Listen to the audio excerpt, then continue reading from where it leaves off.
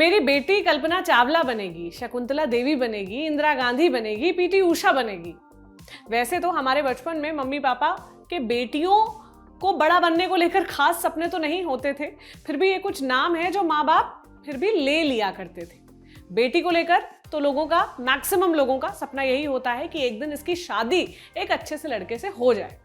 हालांकि आजकल जो यंग पेरेंट्स हैं वो अलग हैं, क्योंकि नई जनरेशन है, वो बेटियों के लिए सपने देखते हैं, लेकिन इन सपनों में एक्ट्रेसेस शामिल हो, शायद ही ऐसा होता हो।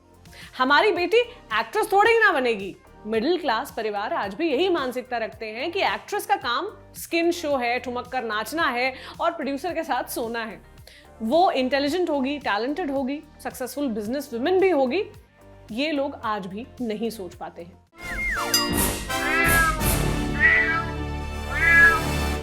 हाय, मैं हूं प्रतीक्षा और ये एक्ट्रेसेस वाली बात मेरे दिमाग में आई ट्विंकल खन्ना की वजह से, जो खुद अब एक्टिंग नहीं करती, लेकिन अपने विट, ह्यूमर और हाजिर जवाबी से उन्होंने पूरी दुनिया को दिखा दिया है कि वो सिर्फ एक खूबसूरत चेहरा नहीं है, या वो सिर्फ अक्षय कुमार की पत्नी कहलाने के लिए नहीं है। उनकी आइडेंटिटी स्ट्रांग है, अलग है और इंडिपेंडेंट है।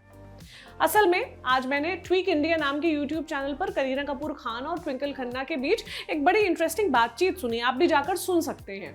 इसी बातचीत के बीच में करीना ने कहा कि अक्षय ने मुझे स्कूल यूनिफॉर्म में भी देखा है और फिर मेरे साथ काम भी किया है एज अ को स्टार। इससे पता लगता है कि वो कितने अमेजिंग हैं।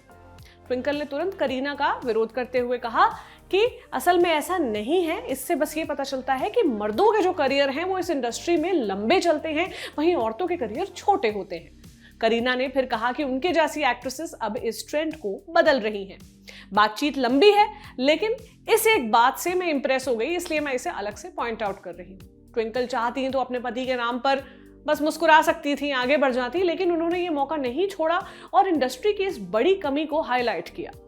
ट्विंकल के इस कमेंट के बाद मुझे कई सारे वाकये याद आए जब एक्ट्रेसेस ने शानदार प्रेजेंस ऑफ माइंड दिखाकर यह साबित किया कि वो कोई चुपचाप रहने वाली गुड़िया नहीं है, वो एक सोचने समझने वाली इंसान है और आप उनसे कोई बेवकूफाना बातें नहीं कह सकते।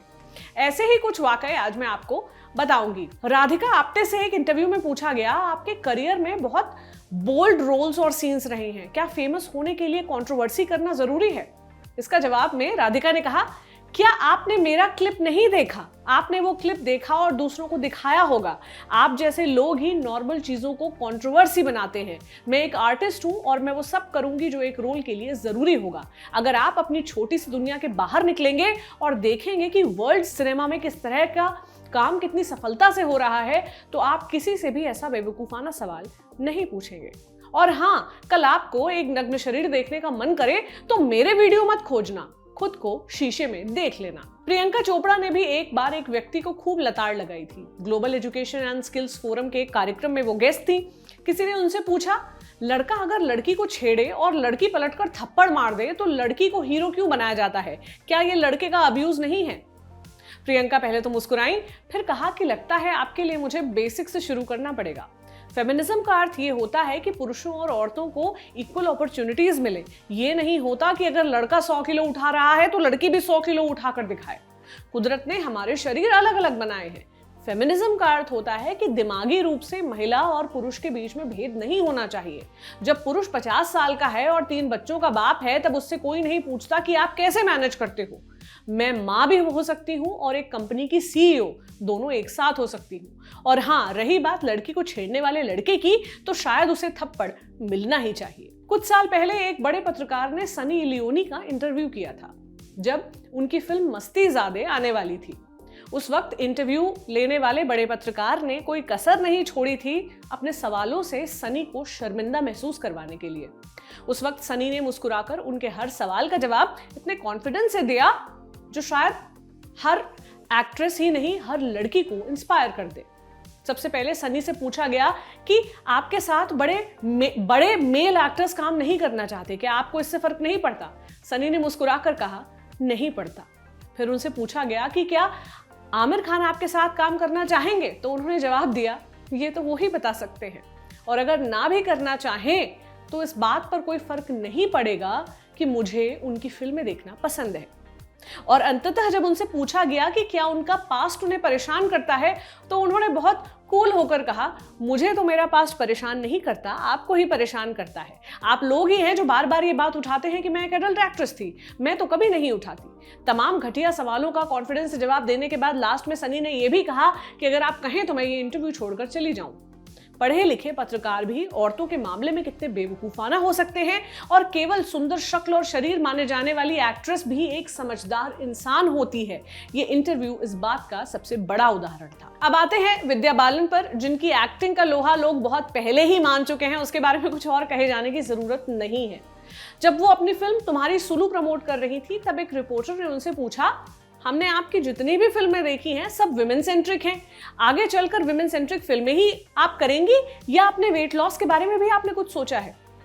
जाहिर है विद्या इस सवाल से भौचक्की रह गई। उन्होंने पलटकर रिपोर्टर से पूछा कि विमेन सेंट्रिक फिल्में और वेट लॉस में कनेक्शन क्या है? तो रिपोर्टर ने जवाब दिया कि ग्लैमरस रोल्स के लिए वेट तो घटाना ही पड़ेगा। उसके जवाब में विद्या ने कहा, मैं जो काम कर रही हूं उससे बहुत खुश हूं, आप लोगों का नजरिया बदल जाए तो बहुत अच्छा होगा। ऐसा ही एक वाकया मल्लिका शेरावत के साथ हुआ था। वो एक प्रेस कॉन्फ्रेंस में थी। एक रिपोर्टर ने उनसे कहा, मल्लिका आपने एक बार कहा था कि इंडिया रिग्रेसिव और डिप्रेसिंग है, यानी इंडिया एक दकियानूसी और पिछड़ी सोच से जकड़ा हुआ है, फिर आप यहाँ क्यों रहती हैं? मल्लिका ने जवाब दिया, मुझे लगता है आपको सवाल पूछने के पहले अपना होमवर्क कर लेना चाहिए था। भारतीय समाज औरतों के बारे में पिछड़ी सोच रखता है। इसका प्रूफ है रोज होने वाली भ्रूण हत्या, गैंगरेप और ऑनर किलिंग की हेडलाइन से भरे हुए अखबार। इंडिया में औरतों की दशा खराब है, ये मैं मानती हूं और इस स्टेटमेंट से पीछे नहीं हटूंगी। इस पर रिपोर्टर ने कहा कि आप विदेश में भारत का नाम खराब कर रही हैं। तो मल्लिका ने कहा, तो क्या एक औरत होकर मैं देश की औरतों के हालात के बारे में झूठ बोल दूं? कई बार लोगों को लगता है कि एक्ट्रेस है तो क्या, इसे क्या ही आता होगा, शक्ल और शरीर के दम पर ये पैसा कमा रही हैं। लेकिन ऐसा नहीं है। ये बात अगर आप अब तक नहीं समझे हैं तो आपको अपना दिमाग खोलने की जरूरत है।